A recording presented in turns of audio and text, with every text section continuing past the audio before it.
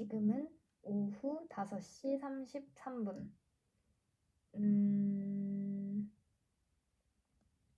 네, 이거 읽고 대충 저녁 먹으면 딱 맞을 것 같아요.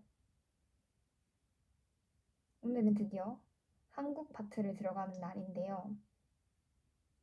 가보도록 할게요. 한국 보존과학의 발달, 보존과학 발달사.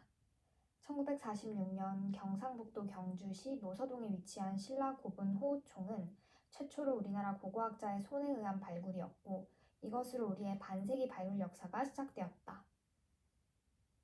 우리나라의 문화재에 과학자들이 직접 참여한 것은 58년, 보존조사가 처음이고 문화재 보존과학의 용어를 사용한 것은 68년, 조상들이 남긴 귀중한 문화유산을 과학적 방법으로 잘 보존하여 온전한 상태로 후손에게 전해주기 위해 과학기술처가 주관하고 문화재관리국이 협조하여 문화재의 과학적 보존관리에 관한 조사 연구가 시작되면서부터이다. 아무래도 우리나라가 많이 늦게 시작을 하긴 했네요. 중국이나 일본에 비해서. 아무튼 1913년부터 13년 10월부터 15년 8월까지 이루어진 1차 보수공사는 석굴 전체를 해체하여 파손된 석재를 신재로 보충하고 돔을 콘크리트로 덮어 그 위에 모르타르로 성토하는 단계로 이루어졌다. 조금 마음에 안 드는데. 또한 석굴 후면에서 나오는 지하수를 처리하기 위해 자연안반에 2군데 수조를 만들고 납관으로 2수조를 연결하는 배수공사도 하였다. 그러나 석굴 주위를 콘크리트로 덮고 전면을 개방하면서 내부로 안개가 유입되어 습기가 차며 청태가 발생하게 되었다. 어떡해. 게다가 세월이 지나면서 콘크리트에 균열이 생기게 되었고 지하수의 양이 2개의 수조로는 감당할 수 없게 되어 새로운 문제점이 발생되었다. 왜 처음부터 이렇게 한숨이 폭폭 쉬어지죠? 이게 최선이었을까? 암튼 이 보수공사에는 세키노 타다시 박사도 직접 관여했고 주로 이이지 마겐 노스케 기사의 감독으로 공사가 진행되었다. 당시 일본인 미술평론가 야나기 무네요시는 1차 공사가 끝난 약 1년 후 2주간 한국에 머물면서 3번이나 석불사를 찾아 면밀히 관찰하고 다음과 같은 소감을 남겼다. 잠시만, 여기 사진이 있는데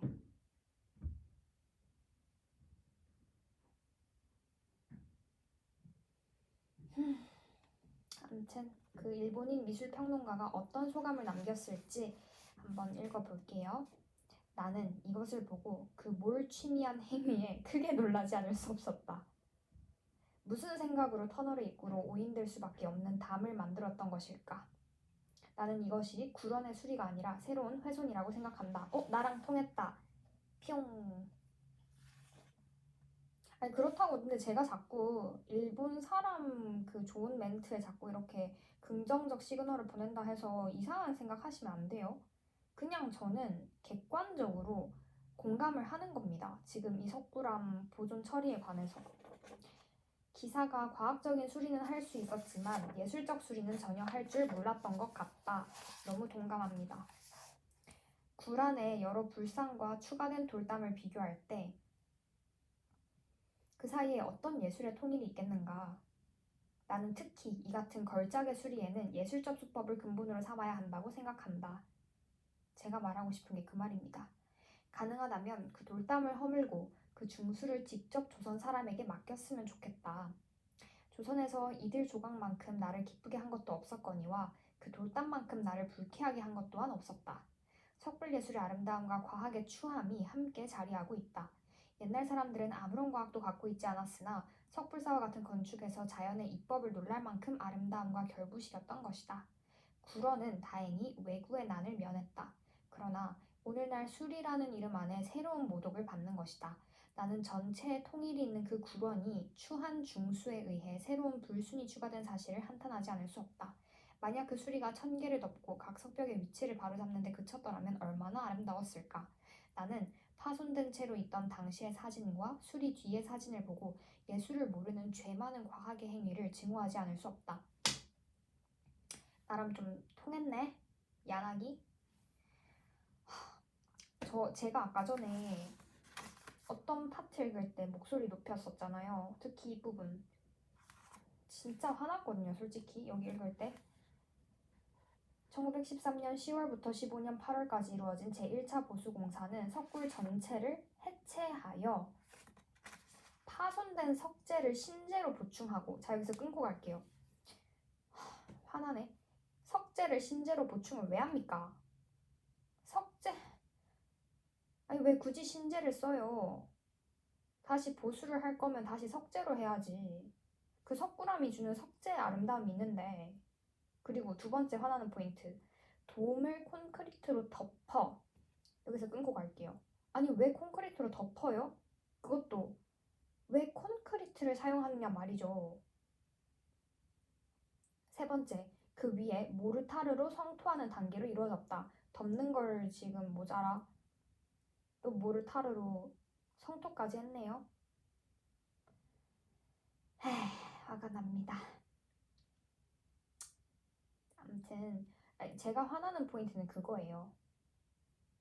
현대식 건물은 현대식 건물 나름의 아름다움이 있어요. 그리고 전통적으로 우리나라 선조들이 만든 그 아름다움은 그 나름의 아름다움이 있다고 생각을 하거든요. 근데 이거를 보수 수리 공사한답시고 이렇게 새로운 현대적인 어떤 그런 재료로 덮어버리거나 이렇게 변화를 너무 가하면 그 본연의 아름다움이 헤쳐진다는 게 저의 개인적인 소견입니다. 화났음. 암튼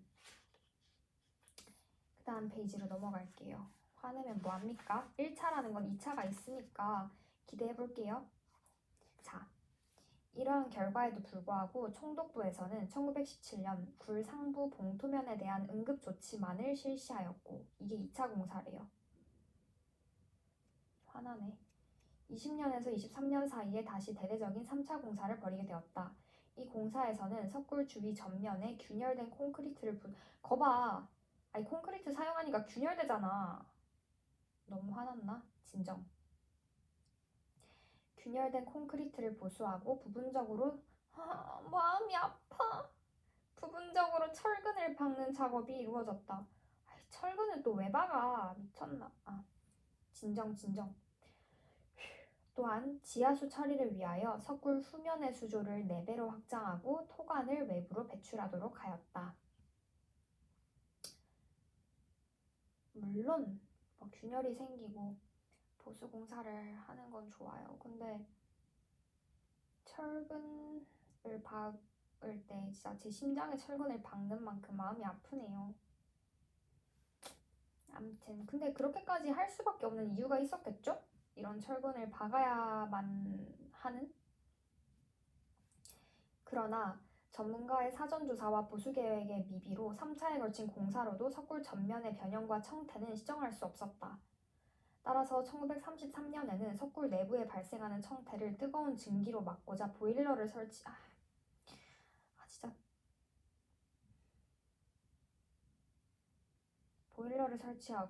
41년, 47년, 53년, 57년에 걸쳐 청태 제거 작업을 실시하였으나 근본적인 해결책을 얻지 못하고 석굴암의 훼손을 더욱 심화시키는 결과만을 초래하였다. 난 더 이상 못 읽겠어요. 스트레스 받아서. 울지마. 진정해.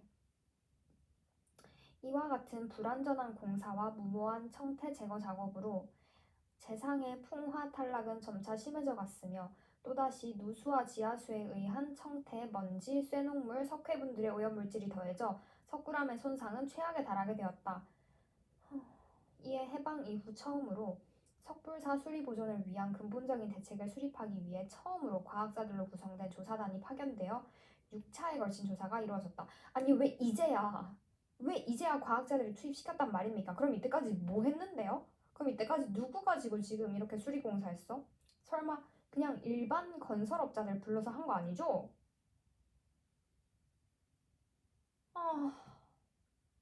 아니 과학자들이 처음으로 구성돼가지고 투입된 게 지금 6차 공사 때 들어갔으니까 1, 2, 3, 4, 5차 때는 대체 그러면은 누가 이상한 짓을 했다는 얘기입니까? 아우, 진정해, 진정. 다음은 1차에서 6차에 걸쳐 조사에 참여한 조사단의 인적 구성에 관한 내용이다. 궁금했는데 잘됐다. 어떤 인적 구성이 있었을지 봅시다. 제1차 조사 58년 지질학자, 문화재 관계자. 뭐 오케이. 처음에 지질학자 지올러지 필요하거든요. 오케이. 2차 조사 조각가, 기상학자, 토목 관계자, 문화재 관계자. 제3차 화학자, 생물학자, 물리학자. 잘 들어갔네. 너무 화내서 죄송해요. 4차 건축기술사, 공대교수, 문화재 관계자. 5차 건축가, 식물 전문가. 6차 조사 국립건설연구소의 석굴암 부근 안반 상태 파악을 위한 7개소 보호링 시험 실시.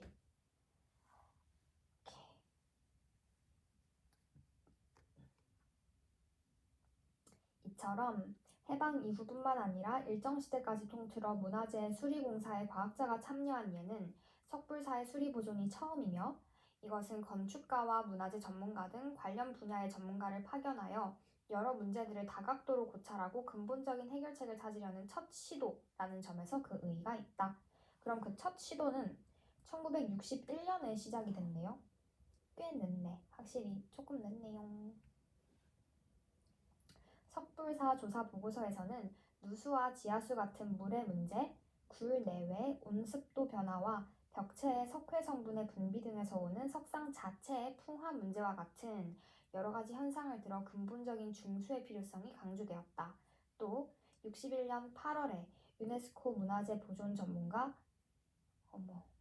이름이 암튼 문화재 보존 전문가 Dr. Harold J.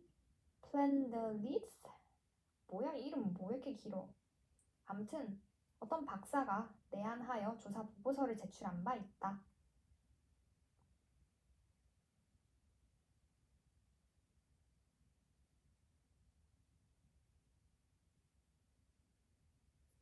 유네스코 문화재 보존 전문가? 유네스코 문화재 보존 전문가? 잠깐 여기서 스톱. 제가 너무 귀신 같네 나? 놀라지 마세요. 암튼 유네스코에 관심이 좀 있었거든요. 근데 유네스코 문화재 보존 전문가가 있다는 건 또 처음 알았네. 이거 중요한 포인트니까 여기에 조금 잠시만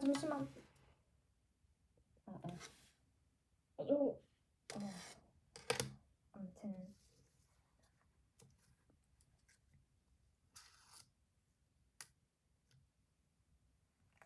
숨어야 돼. 자, 어디 갔어? 여기 있다. 제 꿈이랑 관련되는 키포인트가 나올 때마다 잠시만. 나올 때마다 좀 표시를 해두고 참고를 하려고 하는 편입니다. 왜냐하면 이 책이 되게 제 꿈이랑 직결되는 책이라 가지고 유네스코에도 제가 관심이 있거든요. 같은 해 61년 9월 13일부터 63년 6월 30일까지 조사 작업과 예비 공사가 착수되었고, 이를 바탕으로 63년 7월 1일부터 64년 6월 10일까지 본공사를 실시하였다. 공사의 주요 내용은 외기의 침투를 막고 내부의 공기를 조성하기 위하여 철근 콘크리트의 외피와 환기 구멍을 증설했으며, 기능을 잃은 방수층을 깨끗이 걷어내고 새로운 액체 방수법으로 방수층을 신설하였다. 하수구도는 종전의 연관 배수 방식에서 용적이 상당히 큰 규모의 암거를 철근 콘크리트로 만들어 이중돔 기초로도 사용할 수 있게 하였다.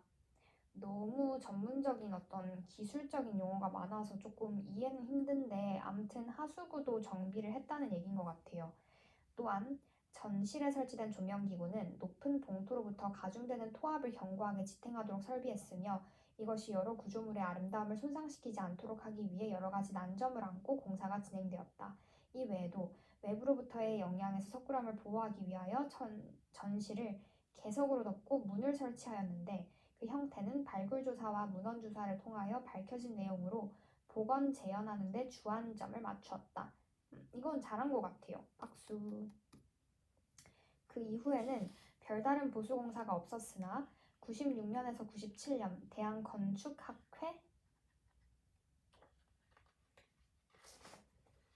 대한건축학회가 구조안전진단을 벌여 내외부 돔균열 부위 등에 대한 보강 작업의 필요성이 지적되었다. 이에 따라 98년 문화재관리국 주도하에 오래된 석가래와 기와를 교체하고 베니어 합판으로 만든 송풍관을 스테인리스 스틸로 교체하였으며 균열이 간 부분을 수축되지 않는 콘크리트로 보강하는 등의 보수 작업을 마쳐 오늘과 같은 상태에 이르고 있다. 석불사는 1995년에 세계문화유산으로 등록되어 세계인이 주목하게 되었으나 보존적인 측면에서는 아직도 문제점을 안고 있다. 그러나 이에 대한 해결 방안과 대책은 단시간에 이루어질 수 없고 따라서 장기적 계획을 수립하여 내외 환경과 구조조사를 정밀하게 다시 하여 근본적인 보존 방안을 마련하는 것이 바람직하다. 이를 위해 각 분야 전문가로 구성된 석불사 보존위원회를 만들어 장기적인 조사 연구를 함으로써 문제점을 하나씩 해결해 나가야 한다. 좋아요. 제발요. 감마선 사진 있고 오케이. 오, 감마선 사진이 아주 흥미롭군요. 구멍이 뚫려있어. 오른손 바닥에. 단독 스케치. 금동 미륵보살. 많은 기포가 보임. 그렇네요.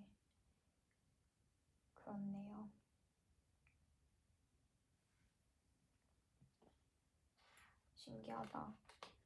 과학을 좋아하거든요. 근데 이제 이런 그런 조사 연구라는 것 자체가 이제 과학의 분야 파트이기 때문에 제가 하고자 하는 거랑 굉장히 직결돼 있다라는 걸 다시금 느끼게 되네요. 이 책이 너무 마음에 들어요.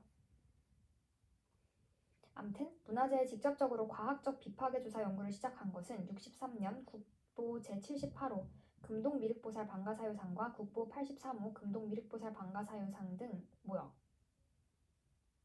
78호랑 83호랑 왜 이름이 같아? 응? 금동 미륵보살 방가사유상 이름 같네. 암튼 60여 점에 대해 감마선을 사용해 조사한 것이다. 저희 비파괴 조사, 과학적 비파괴 조사 이거 했지 않나요? 함께? 아닌가? 제 혼자 했나요? 아무튼 낯익은 단어가 나왔네요. 이보다 앞서 62년 국립박물관 의뢰로 국립공업연구소에서 신라시대 동종에 대한 화학 분석을 실시하였다고 하나 분석 결과에 대한 자세한 내용은 알 수 없다. 발굴 고고 금속 유물의 X선 투과 촬영 조사는 79년 8월 경상북도 고령군 지산동산에 위치한 사적 제79호 대가야 시대 고분 중 32에서 35호 발굴 중에 32NE1 뭐 2NE1이야 뭐야 32NE1에서 출토된 철제 환두 대도의 환두분에서 우리나라 처음으로 은상감당 초문의 문양을 발견한 것이다. 오케이. 거봐요. 과학적 방법 사용하니까 그러니까 X선 투과 촬영 조사를 하니까 안 보이던 문양이 처음으로 또 발견되기도 하고 얼마나 유의미합니까? 이 사이언스는 예술과 archaeology랑 절대 뗄래야 뗄 수 없다니까요. 암튼 그 후 1980년 12월에 신라시대 고분 황남대총 출토 철제유물 일과를 조사하였으나 상가 문양은 발견되지 않았다.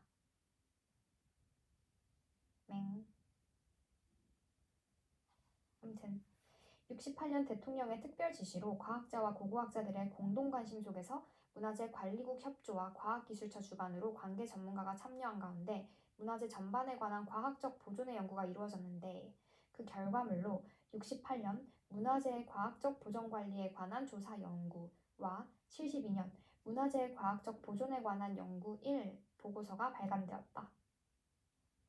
이로 인하여 유형 문화재의 과학적 보존에 대한 새로운 연구 분야의 장이 열리는 계기가 마련되었다. 그거는 68년. 이후 문화재 보존의 중요성을 인식한 정부는 문화재 관리국 지원으로 재단법인 한국과학기술연구소가 조사 연구한 70년 다보탑의 과학적 보존에 관한 연구, 71년 석굴암 다보탑 및 석가탑의 세척과 보존에 관한 연구 등의 보고서를 간행하였다. 아울러 문화재 관계당국은 문화재 보존의 국제화를 위해 69년 세계적인 보존과학자 H.J. 플랜더리스 박사, 이 박사가 아까 전에 한번 언급됐는데? 여기 있네.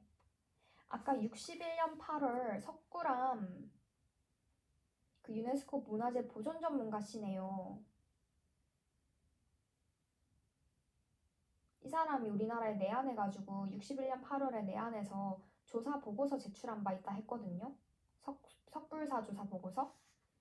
근데 이 같은 사람이 몇 년 후야 이게? 12년 후인 73년에 아니야 뭐래 뭐 어디 읽고 있는 거야?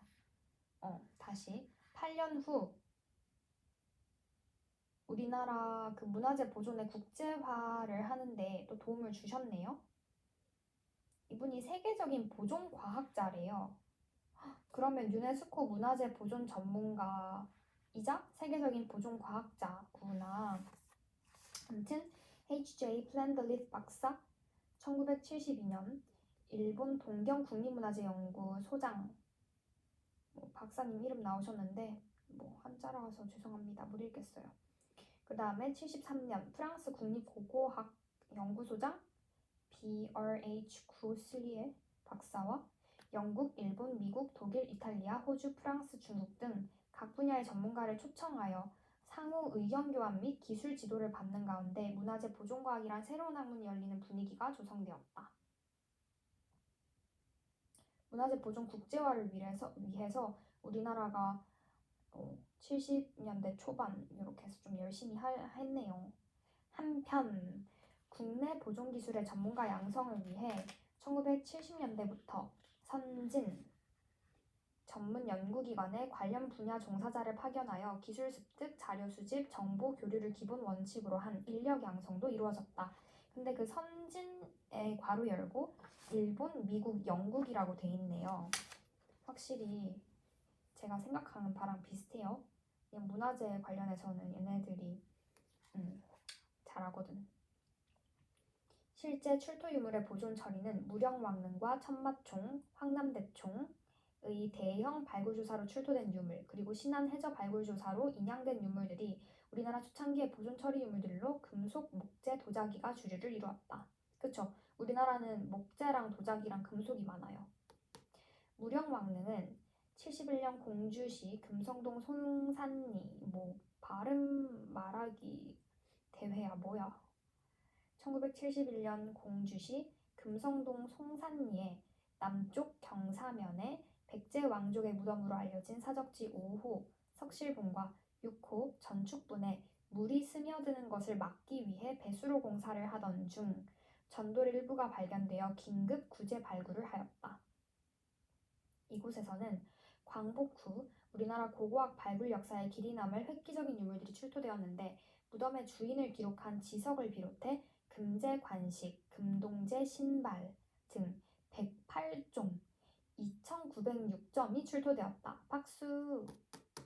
그중 왕과 왕비의 채색된 두침과 족좌는 지금까지 출토된 예가 없는 귀한 출토품으로 왕의 것은 흑칠이고 왕비의 것은 주칠 바탕에 귀관문 금띠를 두르고 그 안쪽에 봉황이 그려져 있다.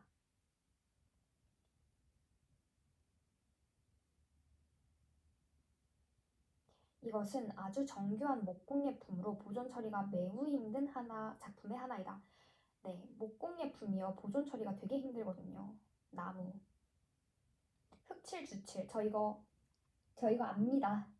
저 한국에서 그 경주에서 실제로 문화재야. 그 도자기인가?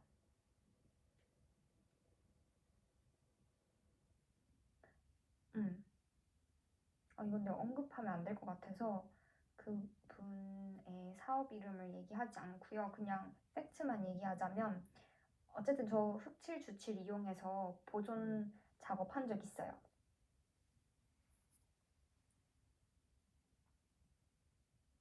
어디 갔니?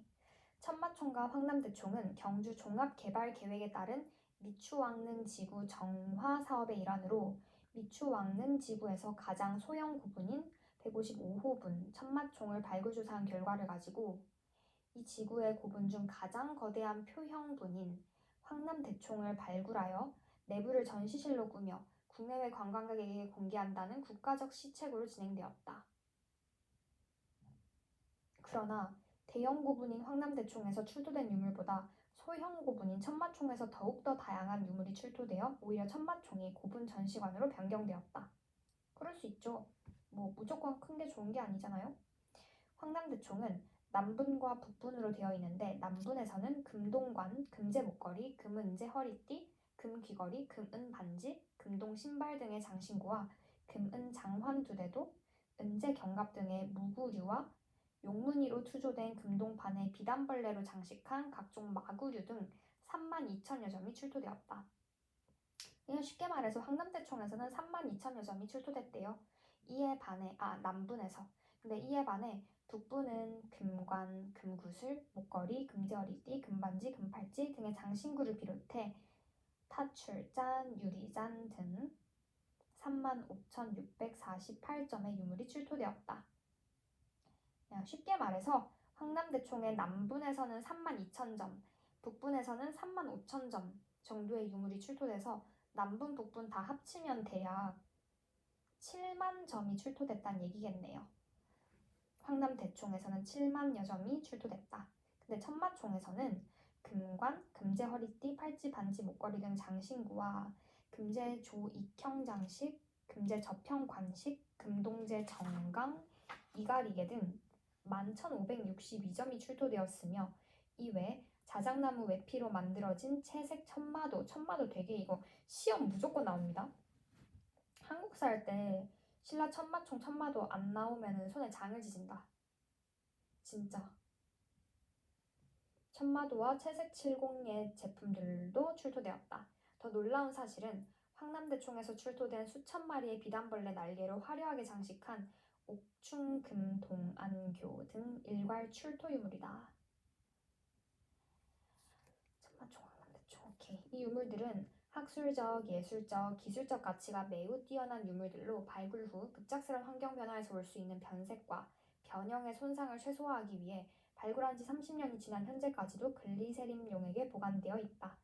옥충금 동안교 등의 일괄 유물 보존을 위해서는 하루빨리 각 분야 전문가들로 구성된 과학적 보존처리 조사 연구팀이 구성되어 재질 조사와 보존 처리 방법을 연구 개발하여 학술 자료와 전시 유물로 활용 가치를 높이는 과학적 보존 처리가 시급히 실시되어야 할 것이다. 그럼 아직 안 됐다는 얘기네? 제가 자진해서 나갈게요. 제가 공부해서 가겠습니다. 도와드릴게요. 여기 되게 근데 저 이 책이 너무 마음에 드는 게 사진 자료가 진짜 많네요. 그리고 잉크를 아끼지 않고 많이 쓰셔가지고 이게 정말 프린팅도 되게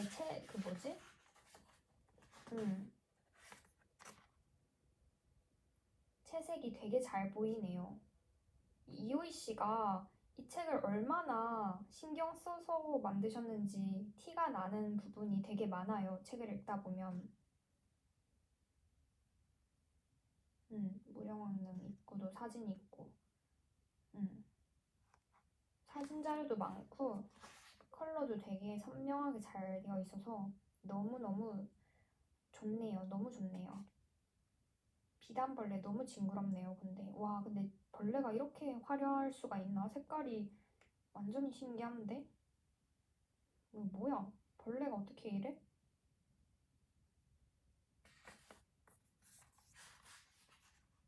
암튼 한편 신안 해저 발굴로 9년 동안 11차에 걸쳐 도자기 및 기타 유물 445편의 방대한 유물이 인양되었다.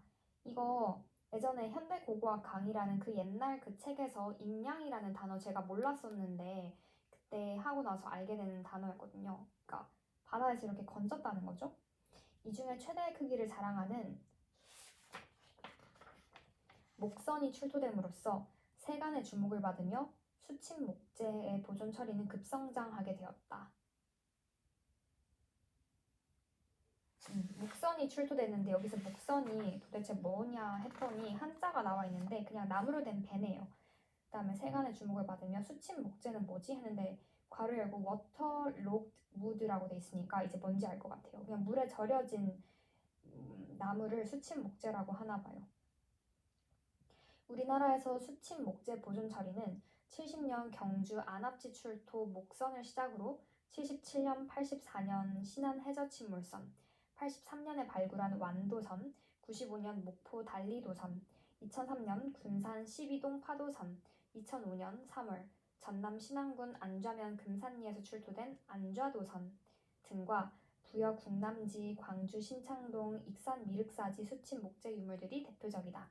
암튼 이런 수침 목재들이 출토가 됨과 동시에 그런 수침 목재 보존 처리가 급성장할 수밖에 없겠죠. 왜냐하면 인양을 하면 이제 보존 처리를 해야 한다는 얘기기도 하니까요.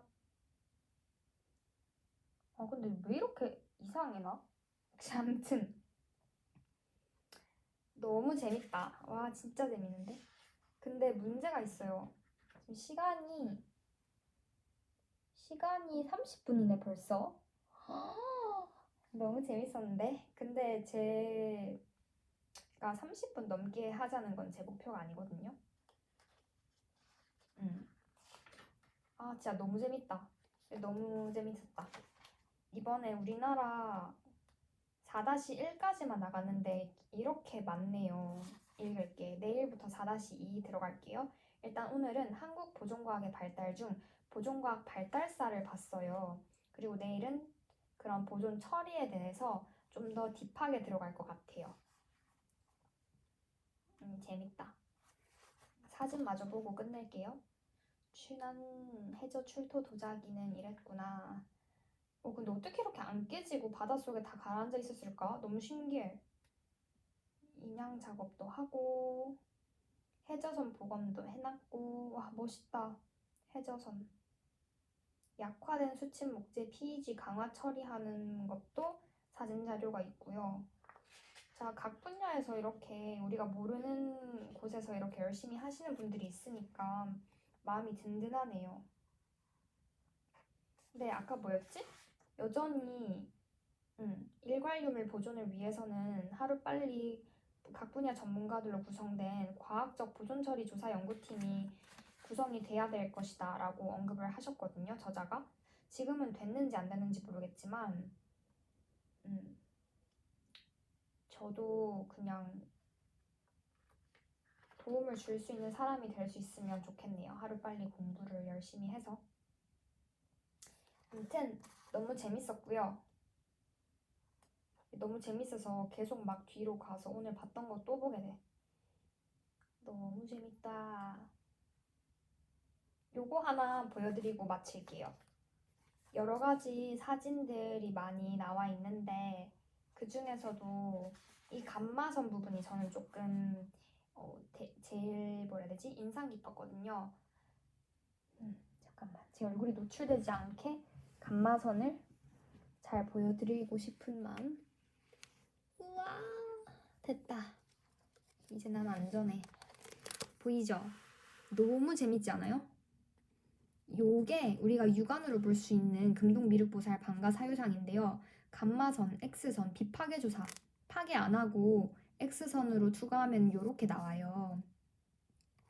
이것도 육안이고 이게 감마선 그리고 이거는 그 감마선을 보고 대충 그린 도약 그건데 스케치인데요. 저도 사실 이런 거 되게 보고 스케치 같은 거 되게 잘하거든요. 칭찬도 받았어요.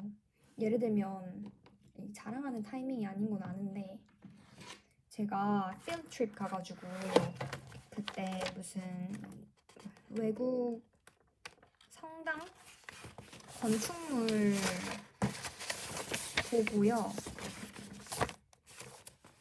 건축물 보고 그때 제가 아무튼 뭐 했거든요. 근데 교수님이 저보고 뭐 그림 잘 그리는구나, 뭐 그림 그리는 거 좋아하지 이랬거든요. 예를 들면 한 가지 자랑만 할게요. 짜르르 되게 빨리 그렸거든요. 저 이거 스케치 뭐 못 그렸다 생각하실 수도 있긴 한데 그냥 제가 생각했을 때는 나름 열심히 했어요. 아무튼 이런 스케치하는 거 저도 되게 좋아하거든요. 꼼꼼하게 제가 보고 그리는 거 잘하고 좋아하고 그리고 박물관 가서 말 안 그 뭐지 입마개? 아무튼 이런 스케치 저도 자신 있습니다. 얼른 가서 도와드려야지. 아무튼 감마선 이게 되게 특이한 경우가 뭐냐면 육안으로는 안 보여요. 육안으로는 안 보이는데 감마선을 하니까 여기 가슴 쪽에 기포 이 하얀색 보이세요? 기포가 생겼다는 건 아무래도 뭔가가 화학적인 보존 처리를 해야 한다라는 얘기예요. 기포가 그냥 정상적인 어떤 이런 철제 그 유물에서는 발생이 안 되거든요. 근데 기포가 생겼다는 건 뭔가 아프다는 거예요. 이 예술품들이 아프면은 이걸 치료해주는 사람이 바로 문화재 보존과학 전문가라고 저는 생각을 합니다. 그러니까 보통 일반 사람이 아플 때 그런 사람을 치료해주는 거는 의사고요. 문화재, 유물들이 아플 때 치료해주는 건 바로 저희들이 아닌가 싶어요. 저는 그런 사람이 되고 싶습니다. 그럼 안녕.